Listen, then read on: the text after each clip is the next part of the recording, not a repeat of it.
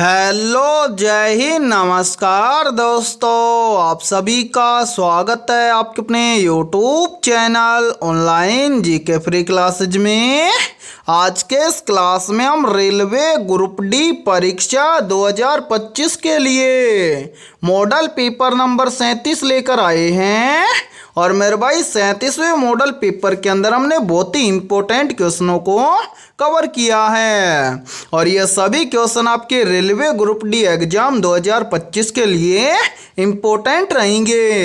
इसलिए 37वें model paper को आपको कंप्लीट देखना है और इस मॉडल पेपर के एंड में आपको बताना है कि आपके टोटल कितने क्वेश्चन सही होते हैं। और यदि आप हमारे इस यूट्यूब चैनल से पहली बार जुड़े हैं तो इस यूट्यूब चैनल को कर लीजिए सब्सक्राइब और बेल आइकन को प्रेस करना, ताकि ऐसी शानदार क्लास का नोटिफिकेशन आपको सबसे पहले देखने को मिले। तो चलिए शुरू करते हैं आज के 37वें मॉडल पेपर को बिना देरी के। पहला प्रश्न है आप सभी के सामने।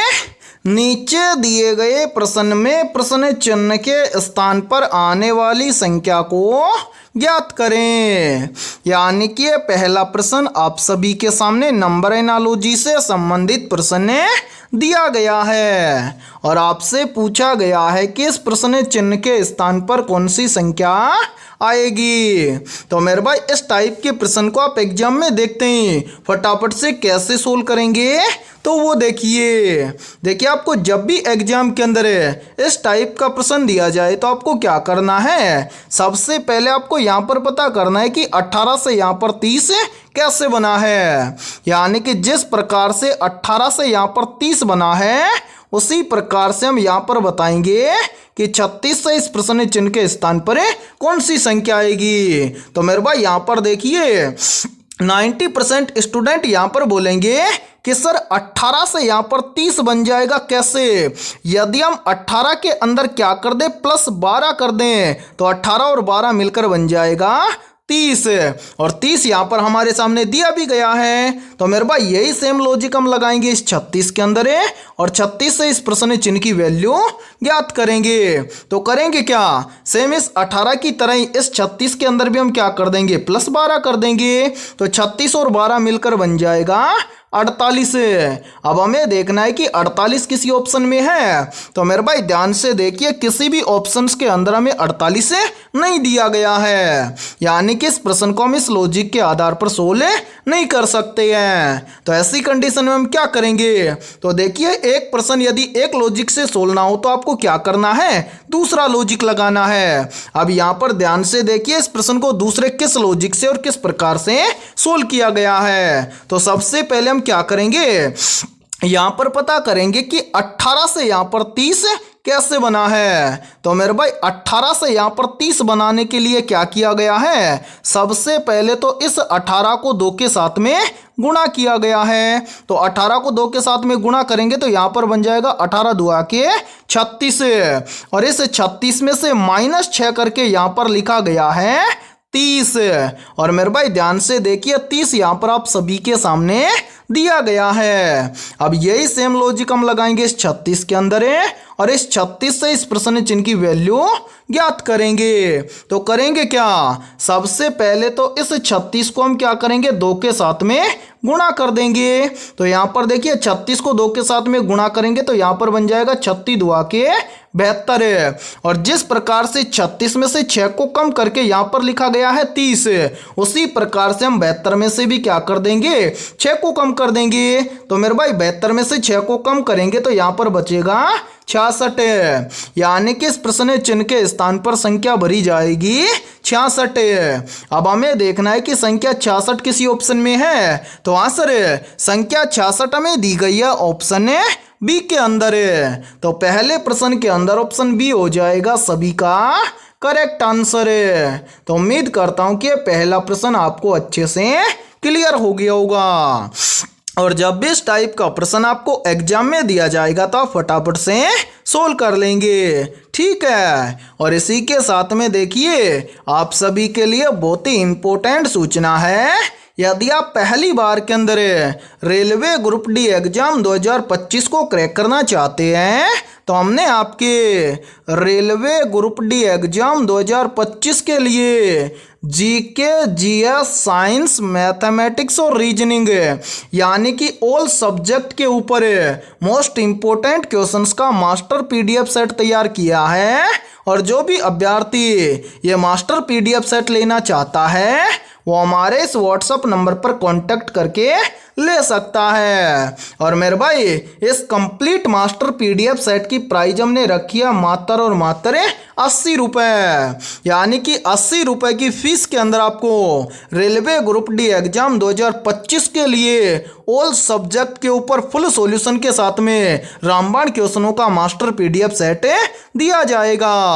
और मैं आप सभी को ये गारंटी देता हूँ यदि आप रेलवे ग्रुप डी एग्जाम 2025 से पहले इस कंप्लीट मास्टर पीडीएफ सेट को अच्छे से तैयार कर लेते हैं तो आप पहली बार के अंदर रेलवे ग्रुप डी एग्जाम 2025 को क्रैक कर जाएंगे।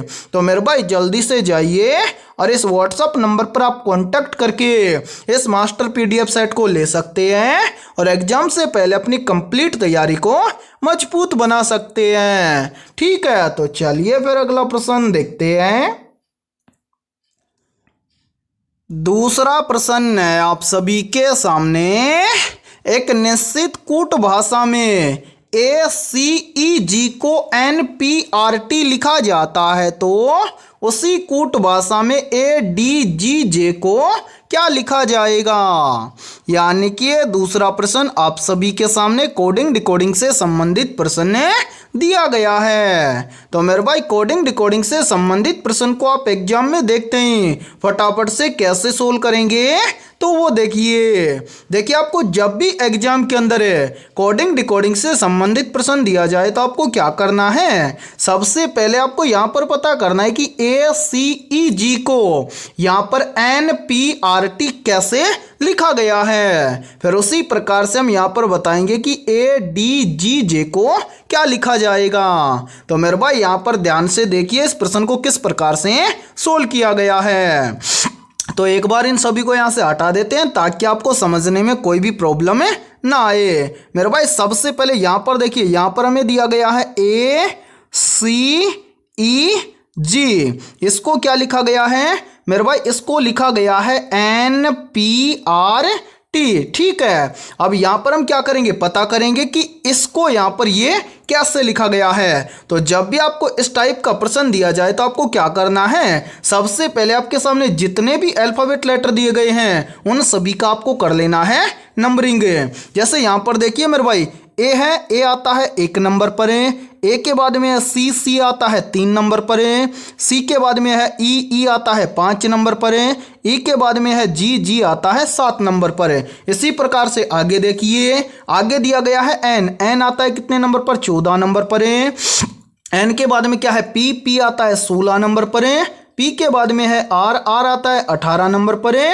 आर के बाद में है टी आता है 20 नंबर पर है। अब मेरे भाई यहाँ पर ध्यान से समझिए, देखिए यहाँ पर 1 से बन रहा है 14, 1 से 14 कैसे बनेगा, यदि हम 1 के अंदर क्या कर दें प्लस 13 कर दें तो 1 और 13 मिलकर बन जाएगा 14। फिर देखिए 3 से बन रहा है 16, 3 से 16 कैसे बनेगा, तो यहाँ पर भी देखिए यदि हम 3 के अंदर क्या कर दें प्लस 13 कर दें तो 3 और 13 मिलकर बन जाएगा 16। फिर देखिए 5 से बन रहा है 18, 5 से 18 कैसे बनेगा, तो यहाँ पर भी देखिए यदि हम 5 के अंदर क्या कर दें प्लस 13 कर दें तो 5 और 13 मिलकर बन जाएगा 18। फिर इसी प्रकार से देखिए आगे 7 से बन रहा है 20, 7 से 20 कैसे बनेगा, तो यहाँ पर भी देखिए यदि हम 7 के अंदर क्या कर दें प्लस 13 कर दें तो 7 और 13 मिलकर बन जाएगा 20।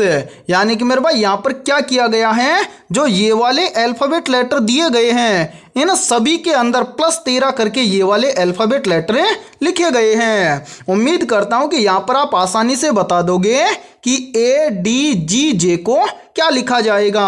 तो यहाँ पर हम क्या करेंगे, सबसे पहले इन सभी अल्फाबेट लेटर का करेंगे नंबरिंग। तो मेरे भाई यहाँ पर देखिए पहला लेटर है ए आता है 1 नंबर पर है, ए के बाद में है डी आता है 4 नंबर पर है, डी के बाद में है जी आता है 7 नंबर पर है, जी के बाद में है जे, जे आता है 10 नंबर पर।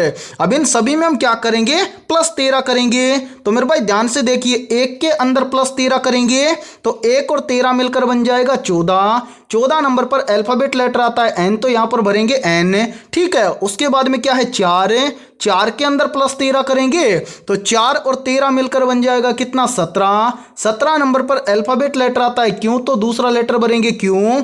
उसके बाद में क्या है 7, 7 के अंदर +13 करेंगे तो मेरे भाई 7 और 13 मिलकर बन जाएगा कितना 20। ठीक है, 20 नंबर पर अल्फाबेट लेटर आता है टी। उसके बाद में क्या है 10, 10 के अंदर +13 करेंगे तो 10 और 13 मिलकर बन जाएगा 23। 23 नंबर पर अल्फाबेट लेटर आता है डब्ल्यू, यानी कि मेरे भाई ADGJ को लिखा जाएगा NQTW। अब हमें देखना है कि ये सभी अल्फाबेट लेटर हमें किसी ऑप्शन में दिए गए हैं, तो आंसर है NQTW। ये सभी अल्फाबेट लेटर में दिए गए हैं ऑप्शन डी के अंदर है। तो दूसरे प्रश्न के अंदर ऑप्शन डी हो जाएगा सभी का करेक्ट आंसर है। तो उम्मीद करता हूं कि दूसरा प्रश्न भी आपको अच्छे से क्लियर हो गया होगा।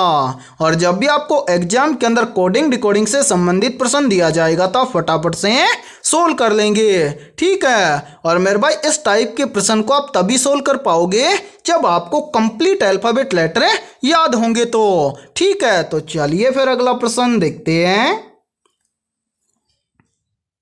तीसरा प्रश्न है आप सभी के सामने, यदि P का अर्थ भाग है, Q का अर्थ गुणा है, R का अर्थ प्लस है और S का अर्थ माइनस है तो नीचे दी गई समीकरण का मान ज्ञात करें। यानी कि तीसरा प्रश्न आप सभी के सामने गणितीय संक्रियाओं से संबंधित प्रश्न दिया गया है और आपसे पूछा गया है कि यदि हम इस प्रश्न के अकॉर्डिंग इस समीकरण को सोल्व करेंगे तो इस समीकरण का मान क्या होगा। तो सोल्व करेंगे कैसे, तो वो देखिए मेरे भाई इस टाइप के प्रश्न को एग्जाम में सोल्व करना बहुत ही आसान होता है। सोल्व करेंगे कैसे, देखिए प्रश्न में स्पष्ट बोला गया है कि P का अर्थ है भाग, तो मेरे भाई P के स्थान पर हम क्या करेंगे, भाग करेंगे। ठीक है, इसी प्रकार से आगे बोला गया है कि Q का अर्थ है गुणा, तो Q के स्थान पर हम क्या करेंगे, गुणा करेंगे। आगे बोला गया है कि R का अर्थ है प्लस, R के स्थान पर हम क्या कर देंगे, प्लस कर देंगे। और लास्ट में बोला गया है कि S का अर्थ है माइनस, तो S के स्थान पर हम क्या कर देंगे, माइनस कर देंगे। अब हम बनाएंगे नया समीकरण। मेरे भाई यहाँ पर देखिए सबसे पहले 18, 18 के बाद में है Q, Q का अर्थ है गुणा, फिर क्या है 20, 20 के बाद में है P, P का अर्थ है भाग, P के बाद में 4, फिर मेरे भाई 4 के बाद में क्या है R, R का अर्थ है प्लस, उसके बाद में क्या है 5, तो यहाँ पर हम लिखेंगे 5, 5 के बाद में S, S का अर्थ है माइनस, उसके बाद में क्या है 6, तो यहाँ पर हम लिखेंगे 6। ये बन गया नया समीकरण। अब इस समीकरण को सोल्व करके इसका मान हमें ज्ञात करना है। तो मेरे भाई समीकरण के अंदर हम क्या करेंगे, सबसे पहले भाग को सोल्व करेंगे। तो यहाँ पर देखिए सबसे पहले 18, उसके बाद में है गुणा, यहाँ पर हम क्या करेंगे 4 का भाग देंगे 20 में, तो ये चला जाएगा 5 चौक 20। उसके बाद में आगे है क्या मेरे भाई, यहाँ पर है प्लस का 5 और आगे है माइनस का 6। अब यहाँ पर देखिए भाग करने के बाद में क्या करेंगे, गुणा करेंगे। तो यहाँ पर देखिए 18 और 5 का आपस में गुणा करेंगे तो यहाँ पर बन जाएगा 18 पंजे 90, फिर क्या बच रहा है प्लस का 5 और आगे बच रहा है माइनस का 6। अब यहाँ पर हम क्या करेंगे, प्लस प्लस को जोड़ लेंगे और माइनस को घटा देंगे। तो प्लस का 90 है और प्लस का 5 है, तो 90 और 5 मिलकर बन जाएगा 95। क्या बच रहा है माइनस का 6, तो यहाँ पर हम क्या कर देंगे, -6 कर देंगे। तो मेरे भाई 95 में से 6 को निकाल देंगे तो यहाँ पर बचेगा 89। यानी कि इस प्रश्न के अकॉर्डिंग यदि हम इस समीकरण को सोल्व करेंगे तो इस समीकरण का मान आएगा 89। अब हमें देखना है कि 89 किसी ऑप्शन में है, तो आंसर है 89 हमें दिया गया है ऑप्शन सी के अंदर है। तो तीसरे प्रश्न के अंदर ऑप्शन सी हो जाएगा सभी का करेक्ट आंसर है। तो उम्मीद करता हूं कि तीसरा प्रश्न भी आपको अच्छे से क्लियर हो गया होगा। और जब भी इस टाइप का प्रश्न आपको एग्जाम में दिया जाएगा तो आप फटाफट से सोल्व कर लेंगे। ठीक है, तो चलिए फिर अगला प्रश्न देखते हैं। चौथा प्रश्न है आप सभी के सामने, 40 विद्यार्थियों की कक्षा में अनुज अनिल से 9 श्रेणी ऊपर है, यदि अनिल का स्थान अंत से 14वां है तो आरंभ से अनुज का स्थान कौन सा है। मेरे भाई इंपॉर्टेंट प्रश्न है ये, तो इस टाइप के प्रश्न को आप एग्जाम में देखते ही फटाफट से कैसे सोल्व करेंगे, तो वो देखिए इस टाइप के प्रश्न को एग्जाम में सोल्व करना बहुत ही आसान है। कैसे, यदि आप इस प्रश्न को आसानी से समझोगे तो मैं आपको गारंटी देता हूं आप इस टाइप के प्रश्न को एग्जाम में देखते ही मात्र 2 से 3 सेकंड में सोल्व कर लोगे। प्रश्न में आपसे पूछा गया है कि आरंभ से अनुज का स्थान कौन सा है, यानी कि अपने को यहां पर निकालना है आरंभ से अनुज का स्थान। ठीक है मेरे भाई, तो आरंभ से अनुज का स्थान कौन सा होगा, कैसे ज्ञात करेंगे वो समझिए। मेरे भाई यहां पर देखिए आपको प्रश्न में बोला गया है कि यदि अनिल का स्थान अंत से 14वां है, यानी कि यहां पर मान लीजिए अंत से अनिल का स्थान है 14वां, ठीक है, और यहां पर बोला गया है कि अनुज अनिल से 9 श्रेणी ऊपर है, यानी कि यहां पर देखिए 14वां स्थान है किसका, अनिल का, किससे, अंत से, और यहां पर बोल रहा है कि अनुज अनिल से 9 श्रेणी ऊपर है, यानी कि यहां पर ये है अनिल और मेरे भाई अनुज क्या है, अनिल से 9 श्रेणी ऊपर है। तो यहां पर देखिए 14 और 9 को यदि हम आपस में जोड़ेंगे तो 14 और 9 मिलकर बन जाएगा 23, यानी कि मेरे भाई 40 विद्यार्थियों की कक्षा में अनुज अनिल से 9 श्रेणी ऊपर है। यदि अनिल का स्थान अंत से 14वां है तो आरंभ से अनुज का स्थान होगा 23वां। अब हमें देखना है कि 23 किसी ऑप्शन में है, तो आंसर 23 हमें दिया गया है ऑप्शन बी के अंदर है, तो चौथे प्रश्न के अंदर ऑप्शन बी हो जाएगा सभी का करेक्ट आंसर है। तो उम्मीद करता हूं कि चौथा प्रश्न भी आपको अच्छे से क्लियर हो गया होगा, और जब भी इस टाइप का प्रश्न आपको एग्जाम में दिया जाएगा तो आप फटाफट से सोल्व कर लेंगे। ठीक है, तो चलिए फिर अगला प्रश्न देखते हैं। 5वां प्रश्न है आप सभी के सामने। नीचे दिए गए प्रश्न में प्रश्न चिन्ह के स्थान पर आने वाली संख्या को ज्ञात करें, यानी कि 5वां प्रश्न आप सभी के सामने नंबर एनालॉजी से संबंधित प्रश्न दिया गया है और आपसे पूछा गया है कि इस प्रश्न चिन्ह के स्थान पर कौन सी संख्या आएगी। तो मेरे भाई जल्दी से एक काम कीजिए, इस क्लास को रोकिए और इस प्रश्न को अपने स्तर से सोल्व करके कमेंट सेक्शन के अंदर कमेंट करके बताइए कि इस प्रश्न चिन्ह के स्थान पर कौन सी संख्या आएगी। तो उम्मीद करता हूं कि आपने इस प्रश्न को जरूर सोल्व किया होगा। तो आइए देखते हैं कि आपका आंसर क्या आया है। तो मेरे भाई जब भी आपको इस टाइप का प्रश्न एग्जाम में दिया जाए तो आपको क्या करना है, सबसे पहले आपको यहाँ पर पता करना है कि 8 से यहाँ पर 28 कैसे बना है, यानी कि जिस प्रकार से 8 से यहाँ पर 28 बना है उसी प्रकार से फिर हम यहाँ पर बताएंगे कि 11 से इस प्रश्न चिन्ह के स्थान पर कौन सी संख्या आएगी।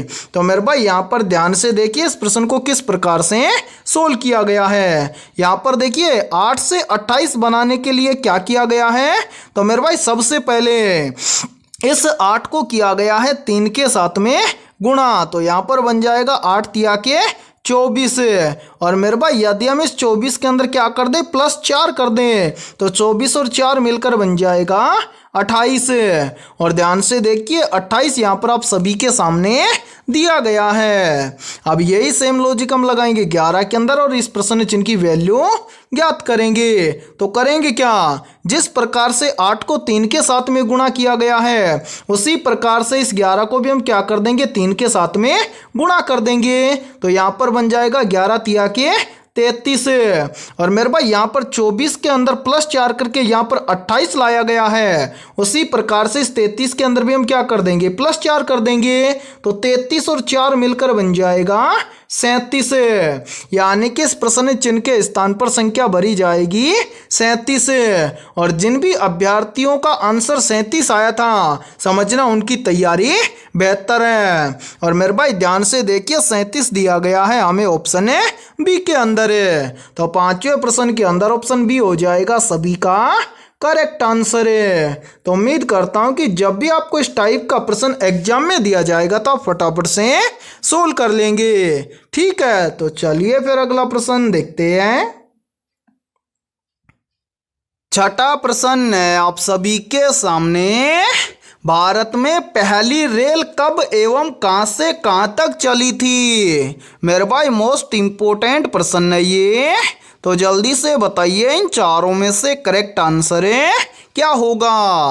आपसे पूछा गया है कि भारत में पहली रेल कब एवं कहां से कहां तक चली थी, तो यहाँ पर देखिए इन चारों में से करेक्ट आंसर हो जाएगा सभी का ऑप्शन है ए, यानी कि भारत में पहली रेल चली थी 1853 में। कहां से कहां तक चली थी, तो मेरे भाई वो चली थी मुंबई से ठाणे के बीच में। तो छठे प्रश्न के अंदर करेक्ट आंसर हो जाएगा सभी का ऑप्शन है ए। तो चलिए फिर अगला प्रश्न देखते हैं। सातवां प्रश्न है आप सभी के सामने, कंप्यूटर में डेटा की सबसे छोटी इकाई क्या होती है। ऑप्शन ए है बिट, ऑप्शन बी है बाइट, ऑप्शन सी है किलोबाइट और ऑप्शन डी है इनमें से कोई नहीं।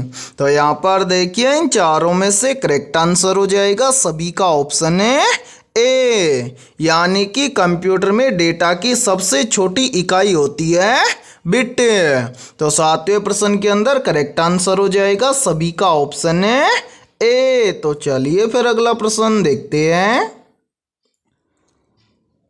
आठवां प्रश्न है आप सभी के सामने, निम्न में से ब्रेन ऑफ कंप्यूटर किसे कहा जाता है।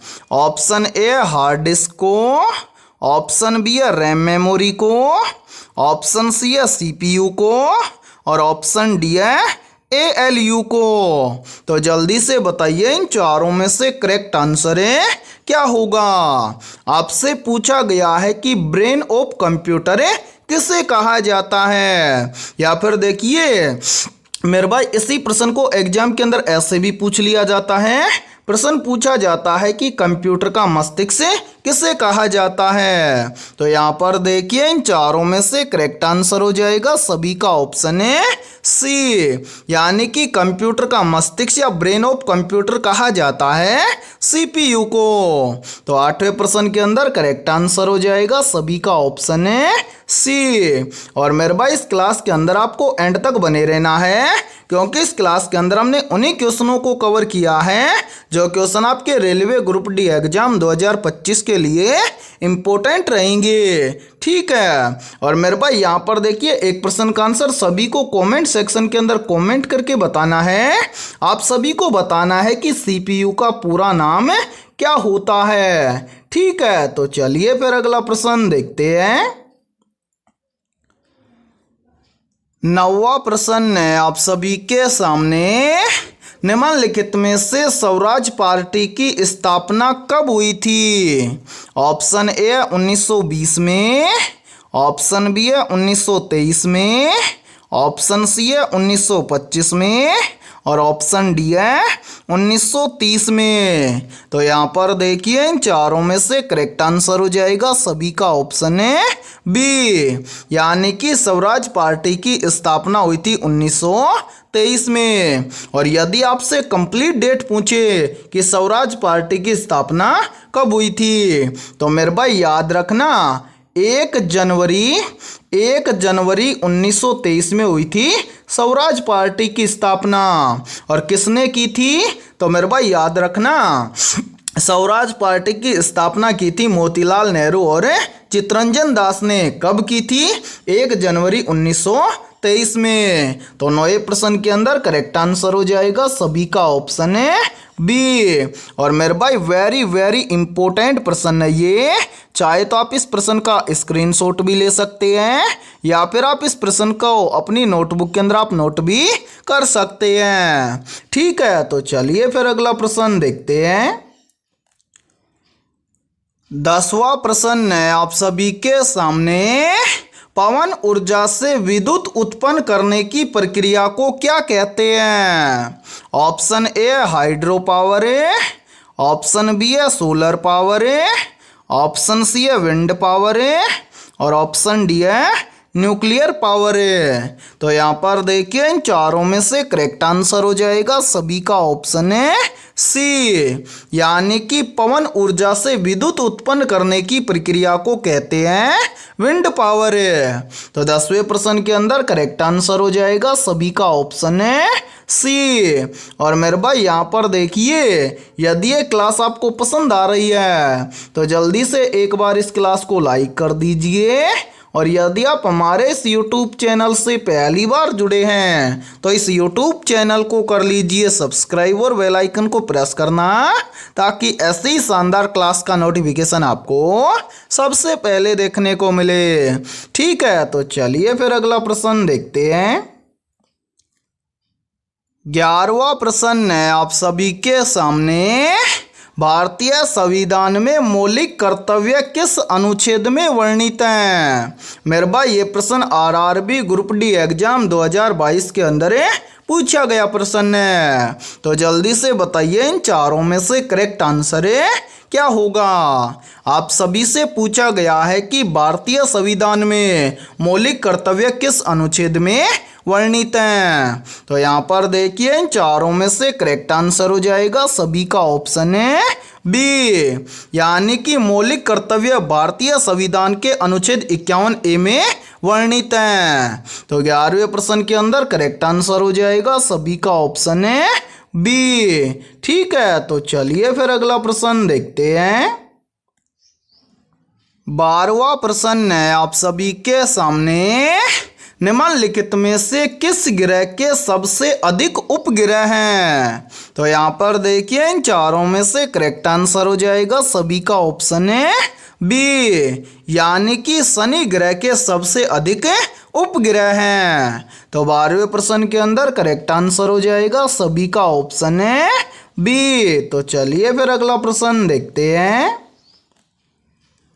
13वां प्रश्न है आप सभी के सामने। शुद्ध जल का पीएच मान कितना होता है? मेरे भाई ये प्रश्न आरआरबी ग्रुप डी एग्जाम 2018 के अंदर पूछा गया प्रश्न है। प्रश्न पूछा गया था कि शुद्ध जल का पीएच मान कितना होता है। तो यहाँ पर देखिए इन चारों में से करेक्ट आंसर हो जाएगा सभी का ऑप्शन है सी, यानी कि शुद्ध जल का पीएच मान होता है 7। तो 13वें प्रश्न के अंदर करेक्ट आंसर हो जाएगा सभी का ऑप्शन है सी। तो चलिए फिर अगला प्रश्न देखते हैं। 14वां प्रश्न है आप सभी के सामने। भारतीय राष्ट्रीय कांग्रेस की स्थापना कब हुई थी? ऑप्शन ए 1885 में, ऑप्शन बी है 1905 में, ऑप्शन सी है 1857 में और ऑप्शन डी है 1920 में। तो यहाँ पर देखिए इन चारों में से करेक्ट आंसर हो जाएगा सभी का ऑप्शन है ए, यानी कि भारतीय राष्ट्रीय कांग्रेस की स्थापना हुई थी 1885 में। तो 14वें प्रश्न के अंदर करेक्ट आंसर हो जाएगा सभी का ऑप्शन है ए।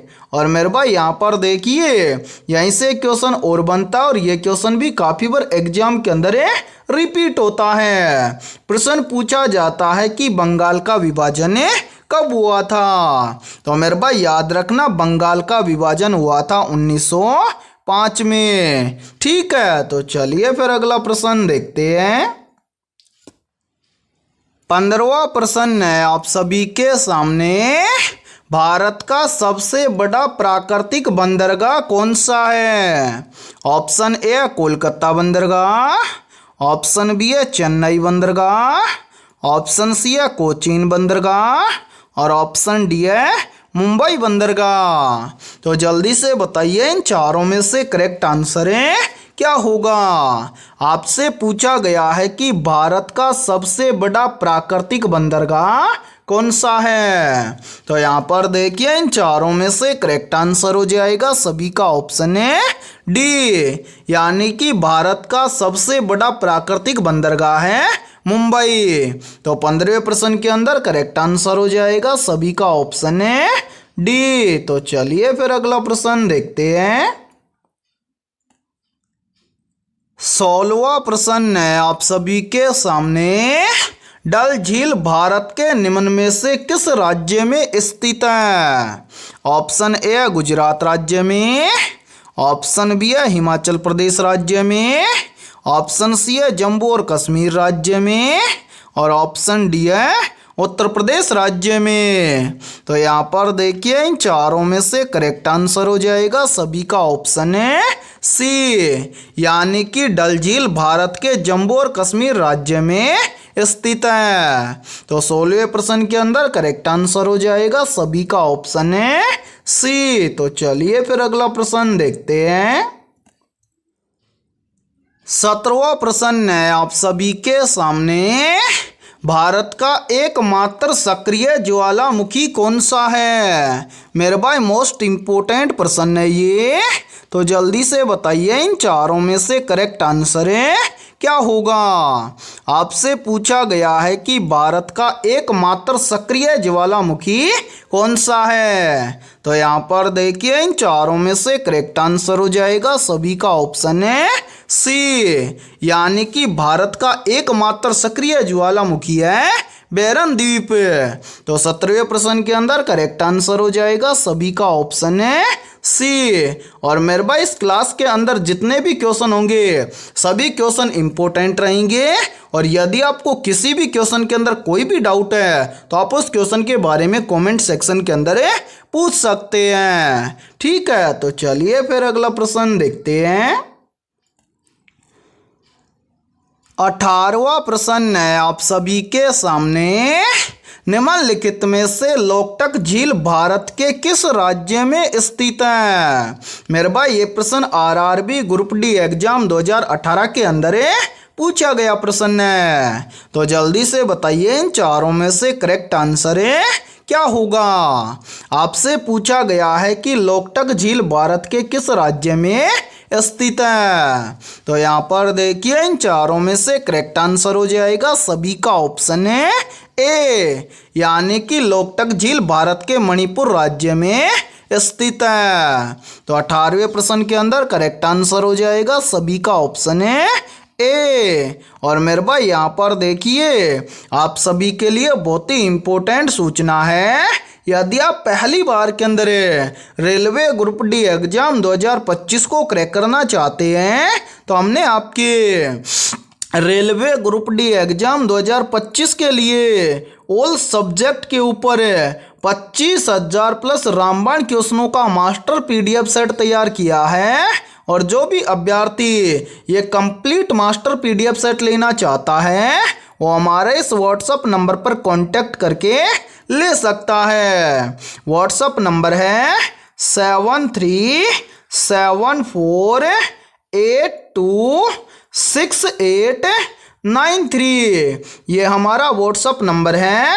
इस व्हाट्सएप नंबर पर आप कांटेक्ट करके इस कंप्लीट मास्टर पीडीएफ सेट को ले सकते हैं। और मेरे भाई इस कंप्लीट मास्टर पीडीएफ सेट की प्राइस हमने रखी है मात्र और मात्र 80 रुपये, यानी कि 80 रुपये की फीस के अंदर आपको रेलवे ग्रुप डी एग्जाम 2025 के लिए ऑल सब्जेक्ट के ऊपर फुल सॉल्यूशन के साथ में रामबाण क्वेश्चनों का मास्टर पीडीएफ सेट दिया जाएगा। और मैं आप सभी को ये गारंटी देता हूँ यदि आप रेलवे ग्रुप डी एग्जाम 2025 से पहले इस कंप्लीट मास्टर पीडीएफ सेट को अच्छे से तैयार कर लेते हैं तो आप पहली बार के अंदर रेलवे ग्रुप डी एग्जाम 2025 को क्रैक कर जाएंगे। ठीक है, तो चलिए फिर अगला प्रश्न देखते हैं। 19वां प्रश्न है आप सभी के सामने, ब्रह्मपुत्र नदी भारत में किस राज्य से प्रवेश करती है? ऑप्शन ए अरुणाचल प्रदेश राज्य से, ऑप्शन बी है असम राज्य से, ऑप्शन सी है मणिपुर राज्य से, और ऑप्शन डी है मेघालय राज्य से।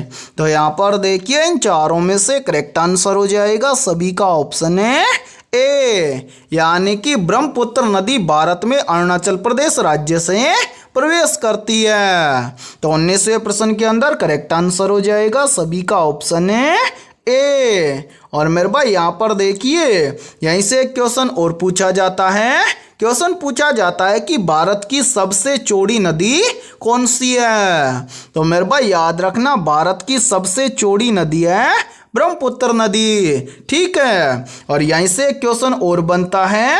क्वेश्चन पूछा जाता है कि भारत की सबसे लंबी नदी कौन सी है। तो मेरे भाई याद रखना, भारत की सबसे लंबी नदी है गंगा नदी। ठीक है, तो चलिए फिर अगला प्रश्न देखते हैं। 20वां प्रश्न है आप सभी के सामने। भारत में सर्वाधिक जैव विविधता कहाँ पाई जाती है। तो यहाँ पर देखिए, इन चारों में से करेक्ट आंसर हो जाएगा सभी का ऑप्शन है बी, यानी कि भारत में सर्वाधिक जैव विविधता पाई जाती है पश्चिमी घाट में। तो 20वें प्रश्न के अंदर करेक्ट आंसर हो जाएगा सभी का ऑप्शन है बी। तो मेरे भाई आज की इस क्लास के अंदर इतना ही। यदि ये क्लास आपको पसंद आई है तो जल्दी से एक बार इस क्लास को लाइक कर दीजिए, और यदि आप हमारे इस YouTube चैनल से पहली बार जुड़े हैं तो इस YouTube चैनल को कर लीजिए सब्सक्राइब और बेल आइकन को प्रेस करना, ताकि ऐसी शानदार क्लास का नोटिफिकेशन आपको सबसे पहले देखने को मिले। और आज की इस क्लास के अंदर हमने 20 बहुत ही इंपॉर्टेंट क्वेश्चन करवाए हैं। तो इन 20 में से आपके कितने क्वेश्चन सही हुए हैं सभी को कमेंट सेक्शन के अंदर कमेंट करके बताना है। और जिन भी अभ्यर्थियों के इन 20 में से लगभग 18 प्लस क्वेश्चन सही हुए हैं तो समझना उनकी तैयारी बेहतर है। तो फिर मिलते हैं ऐसे ही बेहतरीन क्वेश्चनों के साथ सुबह 11 बजे। ठीक है।